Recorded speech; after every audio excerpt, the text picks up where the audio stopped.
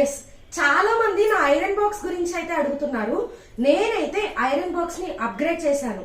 అంటే కొత్త iron box అయితే తీసుకున్నాను. ఇది వచ్చేసి కొంచెం కాస్ట్ ఎక్కువ అండ్ దీని పేరు వచ్చేసి Philips no temperature setting iron box and ఇది వచ్చేసి 2400 వాట్స్. ఇది స్టీమ్ చాలా బాగా వస్తుంది అనమాట. నార్మల్ గా మనం స్టీమ్ ఐరన్ కి ఎలాగైతే వాటర్ పోస్తామో దీనిలో కూడా ఇలా క్యాప్ ఉంటుంది, దీనిలో కూడా ఇలా వాటర్ పోస్తాము. అండ్ ఇక్కడ వచ్చేసి 2 బటన్స్ ఉంటాయి, ఒకటి స్ప్రింకిల్, ఒకటేమో స్టీమ్. మనం దీనికి స్ప్రింకిల్ బటన్ యూజ్ చేయాల్సిన అవసరం లేదు, స్టీమ్ బటన్ మాత్రమే యూజ్ చేస్తాం. ఎందుకంటే ఈ హోల్స్ లో నుంచి స్టీమ్ వస్తుంది. ఈ స్టీమే మనకి ఐరనింగ్ నీట్ గా అవడానికి హెల్ప్ అవుతుంది అనమాట. అండ్ ఇక్కడ మోడ్స్ వచ్చేసి ఎకో అని ఉంది. ఎకోలో పెట్టుకుంటే మాన్యువల్ గా మనం ఈ బటన్ ప్రెస్ చేసుకుంటూ ఐరనింగ్ అయితే చేయాలి.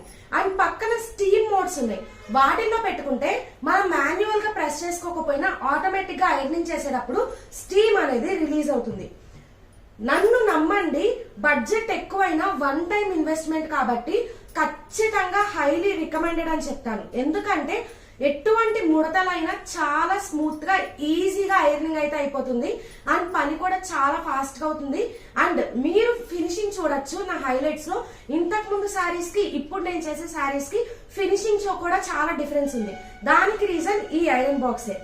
సో మీరు చాలా మంది లింక్స్ అడుగుతున్నారు కదా, అందరికి లింక్స్ పెట్టడం అయితే నాకు టైం లేక నాకు అవ్వట్లేదు, ఏమనుకోవద్దు. బట్ మీరు అమెజాన్ లోకి వెళ్ళి Philips no temperature setting iron box అని టైప్ చేయగానే ఇది వస్తుంది, అక్కడ మీరు పర్చేస్ చేయొచ్చు. Bye bye.